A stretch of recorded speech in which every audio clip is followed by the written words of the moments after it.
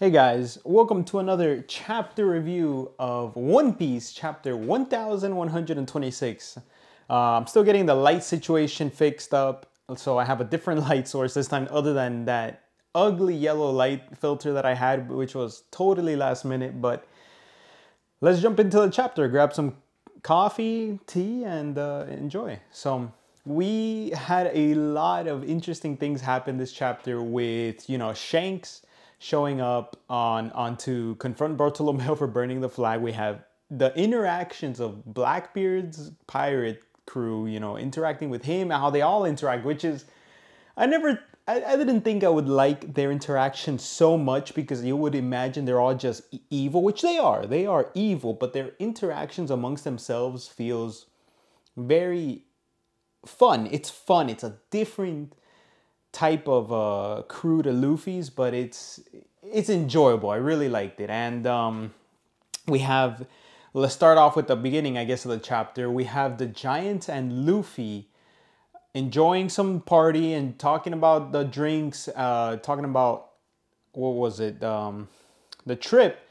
And they mentioned that the alcohol they're drinking causes hallucinations. So that's a little thing that might lead towards what we see at the end of the chapter, or that could be completely different. We have to see. There's no break next week, which is fantastic, freaking amazing.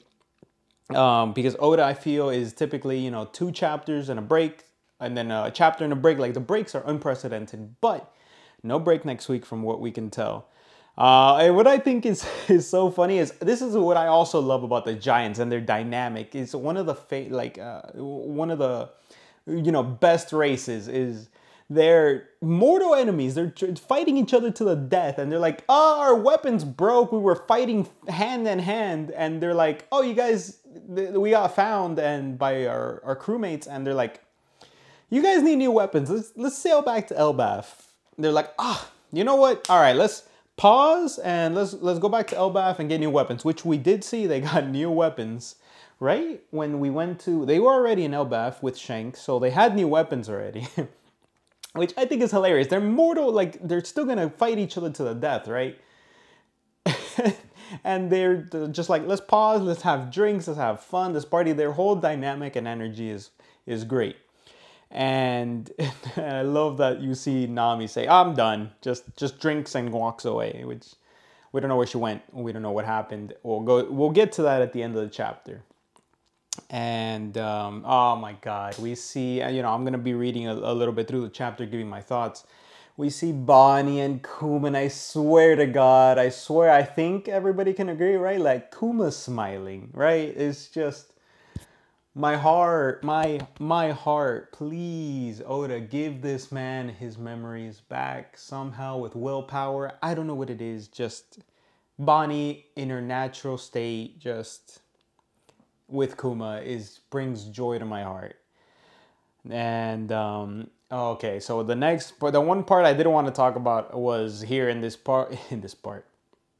Bartolomeo burns the flag, and everybody, well, not everybody, I'm thinking, what's gonna happen to him? What's the repercussions of this? Because it's technically like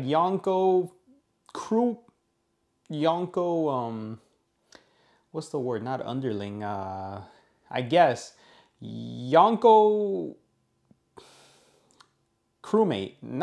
underling burns another Yonko's flag.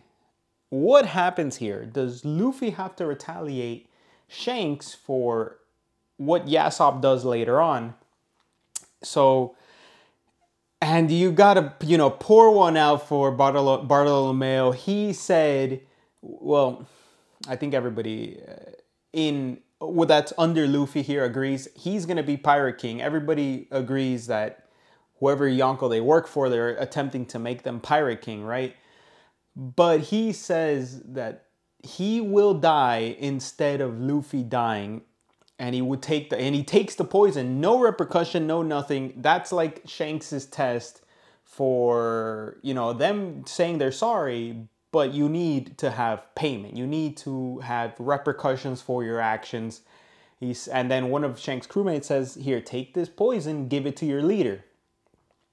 And Bartolomeo, immediately crying, takes the sacrifice, takes it, pour one out. Bartolomeo's a real one. And well, I think we all knew that, right? And he takes it and he's convinced he's gonna die right there. And Shanks just disappears. They all disappear. It was basically, I mean, we all knew that he would never do that, right? Right?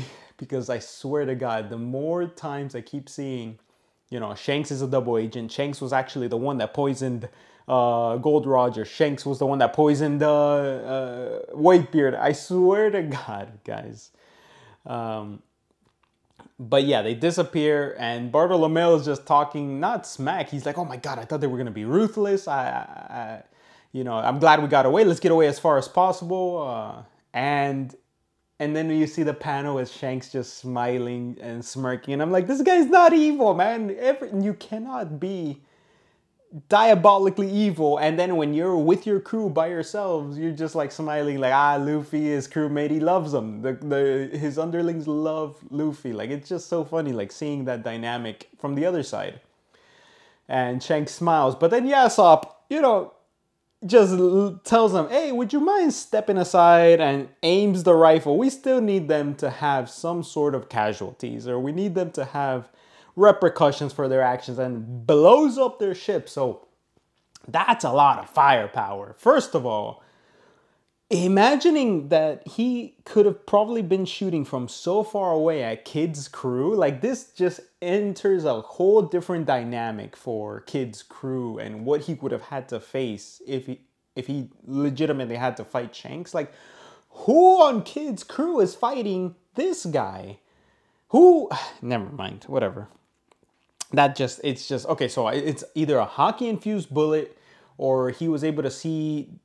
Because if that's a hockey-infused bullet and he has that kind of firepower, Usopp needs to do a lot of training or something. That is devastating. Or he shot gunpowder or some explosive on the ship that he was able to see through, because Usopp has the same ability of being able to see through objects. Perfect. That would have been good, but we don't know. He could legitimately have that much firepower at his disposal, and Usopp's gonna have to do a lot of stepping up right here, okay? But yeah, that was an awesome interaction from Bartolomeo and everything, and we don't know. Well, obviously, it says, "Oh, that we don't know if there were survivors." We know Bartolomeo's alive, and I would have liked to see maybe instead Bartolomeo putting up the barrier, you know, just getting shot at by Yasop, but he still makes it out alive. At the end, he still makes it out. And I would have liked to see, a lot of people were saying the barrier fruit, the barrier fruit's gonna stop. He stopped Odin, it's gonna stop Shanks. I think he tried to put up the barrier fruit. You can tell he's really beat up. So I'm pretty sure that hockey, like we said in the previous chapter, that the hockey, or I don't know if it was the previous chapter, I think I did. Yes, it was when Saturn was dying, so it negates the effect. So I think that Conqueror's Hockey can legitimately negate Devil Fruit abilities to that degree. So Armament Hockey will let you hit Logias and overall give you more offensive power, but Conqueror's Hockey might... that's weird because that's Blackbeard's power, right? But it might negate some level of barrier fruit, because if not, you know, Bartolomeo would be able to cube himself up in a barrier and be safe from any attack Shanks would have. But then that throws a wrench in it, because then Shanks, what's it called? Then Blackbeard's ability of the yami, not yami, the, you know, the black hole fruit, whatever it was, yami no mi. That means it would have the same ability. Like Conqueror's Hockey would have that same ability as that fruit. So that's weird. Anyway, that just made me go off into a tangent there. And then we go to the Blackbeard Pirates and how their dynamics are. And you see, you see how Teach is with his crewmates. He's a little more loose with them, and he just bullies them around too. So he's, you know, before the time skip, I would have said they're all almost equal because of Ace fighting Blackbeard. But it seems like now Teach is getting more notoriety, more strength. He's definitely able to bully around some of his crewmates. But when he talks to Kuzan, he's like, oh, well, you got to talk to Kuzan. You got to approach Kuzan a little differently. And I love seeing the dynamic of the big giant just picking up buildings. And he's like, where was this one? And he just bumps into another building and breaks it. That's awesome. And so I love the interaction. They're all in the big room. They're all talking. And he says, well, we lost Kobe, but Kuzan, what did we do? What did we get in trade for it? And he's like, well, we got Garp. What? That's a huge trade up, in my opinion, over Kobe, right? And you see Garp chained up, massively chained up, bandaged up, against the wall. I think it's just like the panel that Oda draws is like this dungeon, locked up, maximum security on Garp, which warranted, to be honest, warranted. I feel like this man could escape almost any type of chain, and he's just old. You know, if he was young, I feel like he'd even be able to escape whatever chain confinement he's in right now. And Kuzan, you know, I feel like he's lying because we just had the egghead incident of not Bartolomeo, the admiral just fighting and trying his, you know, I feel like he was holding back, and I gave reasons of why I feel he was always late. He looked like he was being a little lazy, slow on some things, and hesitation on killing Vegapunk. I feel like Kuzan's lying here, where he's saying, I went for the kill. Like, maybe you went for a very calculated attack that wasn't gonna kill. Like, I don't think you had full intention of killing. And Blackbeard's just saying, yeah, okay. Well, no, not yeah, okay. Like, don't blame yourself. You know, you tried really hard. Not a lot of people can kill this guy. Don't worry. So we get another major thing, major key moment here of the gondolas going up to Marijuana, and they're getting stopped and blown up by the Revolutionary Army. And this theory that I've been hearing is, you know, that Blackbeard sees there's a space, there's a vacuum of someone to defend the Celestial Dragons, defend their food supply. Blackbeard is gonna be the one that's gonna help the Celestial Dragons to get the notoriety, get the defense from the world government, and get the island recognized as a world government backed island. And that's the best theory, because why would he be interested in it? You know, is he gonna be against them? No, he wants to be as close as possible in position to take over and be ruler of the world in Marijuana. That type of play just fits so in line with Blackbeard, that he's gonna be the one that defends their homeland. It's gonna be like he has his flag defending that island. And that just feels like it makes so much more sense than him trying to just confront them 100% head on, right? So instead, he's gonna be the one that might even get Elder's help in this case, which just imagining him rolling on up with food supplies protected by him, because nobody can really take on a Yonko, right? Protected by him, rolls on to Marijuana and gives them food. Is just, it makes sense. It just makes the most sense. I don't think you can, something else can't happen, right? That's just going to be the way he gets closest to Imu, which he might know, right? He might know of it because he might have had some information or diary passed down to him. And we see how they dock ships, and you see Pizarro pick up the ship and with the building still attached on the arm and put it on the dock, which is sick. You see Caribou yelling for his life, and I can't wait to see what he is gonna say to Teach. You know what? We know what he's gonna say, but I wonder what Teach is gonna do with that information. Is he gonna take... Because imagining him take over he could straddle on in on Fishman Island and take it over. Like, who's gonna stop him? Luffy's not gonna make it in time, but Luffy will 100% retaliate and save Shirahoshi, 100%. So that might be how they confront each other. But at the same time, he's holding Garp, so it's a twofer. You know, he's gonna be able to save his grandpa and Shirahoshi at the same time. He's gonna get word somehow, some way through a newspaper that he is holding Garp, or he trades Garp and he gets the notoriety. So he trades Garp, he saves the Celestial Dragons, and he gets the most notoriety there. And he gets a bunch of good graces in that case. Or he's leveraging Garp in some foul way. I don't know. I don't know where Garp plays a role into this, because he's going to save the Celestial Dragons, but is he going to trade Garp for some marine information, some marine play, and then he's going to do the world government play and get on their good graces? I don't know. But a Yonko defending the Celestial Dragons has to be the one that makes the most sense, because that's exactly what they did with the what's it called? Not the Gorosei. Before the time skip, we haven't heard the...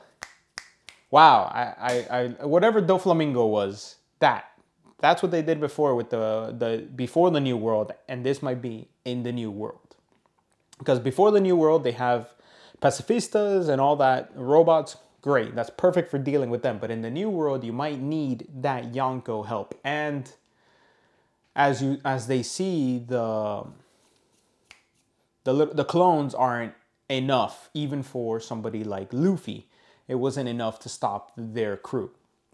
And they threw everything at Luffy in this case. And they have to be charged. Another aspect of it. But yeah, that's throwing the ideas. And here the narrator says that even after 2 days of sailing, even with the ship's massive speed, they still haven't made it to Elbaf, which means they should have been to Elbaf already.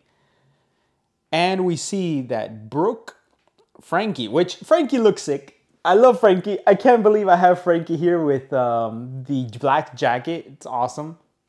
And he looks sick with the hat, black jacket, sick. Love it. I'm a Frankie stan. I love Frankie. You have him, Brook, Frankie, Robin, and Jinbei. We don't know if that's everybody, but I think that's everybody, right?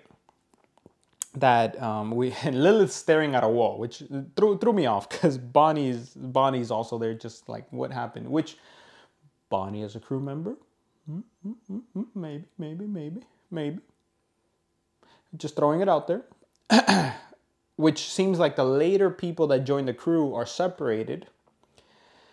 And then that would mean that Luffy, Zoro, Nami, Usopp, and Chopper are the ones that got separated or were on the ship or something like that. So this could all be a giant hallucination, because they're all hallucinating because they all drank so much. Or it could be real. It could be Loki's doing. It could be that figure that we don't know is doing. All that stuff. And you see Nami waking up in a completely new outfit, Viking-esque outfit.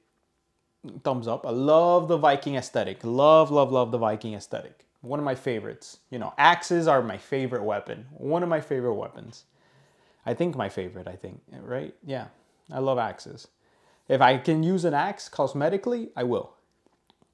But you know what was weird when I was reading the chapter is the voice that's waking Nami up, saying, hey, wake up.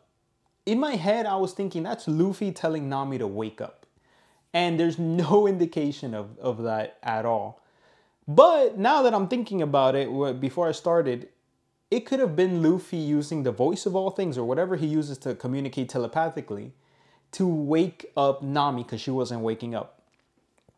And what I was thinking is Nami looks huge in this image of wherever she is. But then looking at it on a second thought, this just looks like, you know, some people were speculating, it looks like a dollhouse. This could be a giant's dollhouse, like a kid's dollhouse. And it could be that Nami's basically like a toy, just using like in a dollhouse, because of the Lego-esque figures, the Lego ground. You know, it just looks like it's been put together with Lego bricks. But that's the chapter. I'm thinking of other stuff. You know, this is where I just go on tangents or just talk about other random stuff. But chapter was good. I loved how they talked. I love how the Blackbeard pirates talked. Other than that, I feel like I've been saying a lot because I've been all over the place. I try and structure this to be in one take. If I can edit some, you know, a little bit, I would. If I can have some more clips and stuff.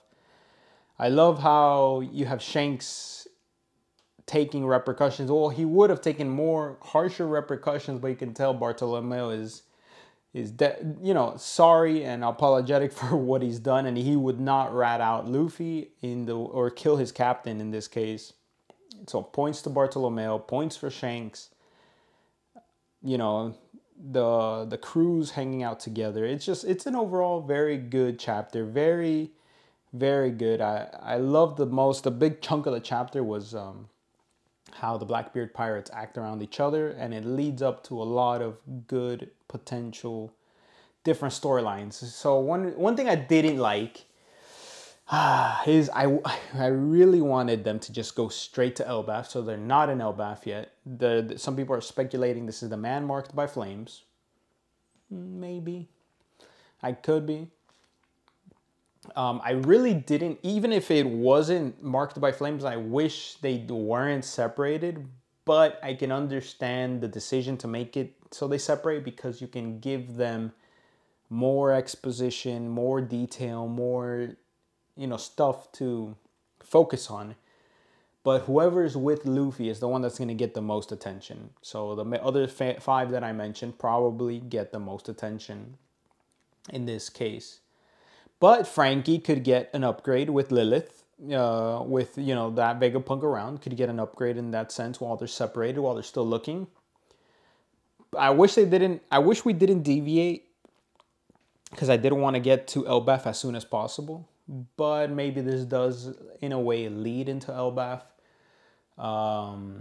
I would have wanted them to be together, but as you can tell with Egghead, there's a lot going on with all the crew members at the same time since it's a lot of them. So I feel like Oda might not add more crew members, and if he does, it's going to be one of the people that have already been established, Vivi, Bonnie at this point. Lilith probably isn't like a crew member, but it's a honorable crew member for the time being until they reunite